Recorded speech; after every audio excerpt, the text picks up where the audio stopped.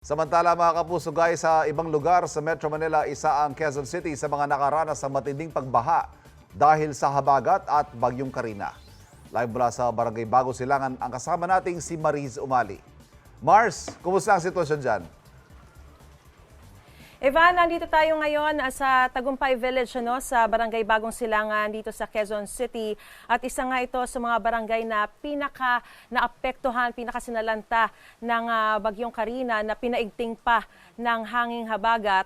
At makikita natin sa likuran kung gaano katindi yung pinsala. Katunayan, yung palusong kasi ito Evan, at kung makikita ninyo, napakaraming mga basura at doon po sa likuran ko ay malalim pa po yan, hanggang bewang pa ang taas ng baha dyan. Kaya karamihan ng mga residente rito ay inilikas na po sa evacuation center. Alam niyo po sa buong Quezon City, nasa 22,000 yung mga evacuees. Isa ito sa pinakamay malaking nasalanta ng bagyo at habagat. At sa mga sandali pong ito ay kakaunti lang yung mga residente dito sa kanilang lugar. Yung mga ilan, binabantayan lang yung kanilang mga tahanan, pero karamihan nasa evacuation center pa lang hanggang sa mga sandaling ito. Kahapon daw sa kasagsagan ng bagyo at habagat ay umabot hanggang unang palapag ng kanilang mga tahanan yung baha rito. Ibig sabihin po niyan lagpas tao na yung kanilang yung baha at marami sa kanila talagang pahirapan.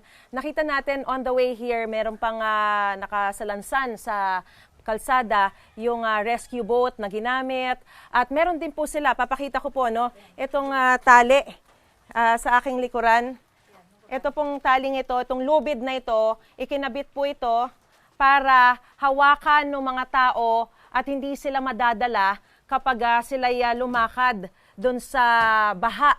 At talagang pahirapan yung naging sitwasyon. Pero sa ngayon makikita natin, puro putik na lang dito sa papaakyat. Putik na lang tsaka mga basura. Humupa na po yung baha. Maliban na lang doon sa kaninang una kong pinakita kung saan doon sa mas palubog na lugar, hanggang sa ngayon, baha pa rin. Mamaya po mga kapuso, ay makakausap po natin si Peachy De Leon, ang spokesperson po ng Quezon City Disaster Risk Reduction and Management Office para bigyan pa po tayo ng karagdagang detalye kaugnay nga po sa sinapit ng mga residente dito sa Tagumpay Village at sa buong barangay Bagong Silangan, pati na rin po sa buong Quezon City sa kasagsagan po ng bagyong Karina at ng habagat. Yan muna ang latest na sitwasyon mula pa rin dito sa Quezon City. Balik sa inyo dyan sa Studio Evan.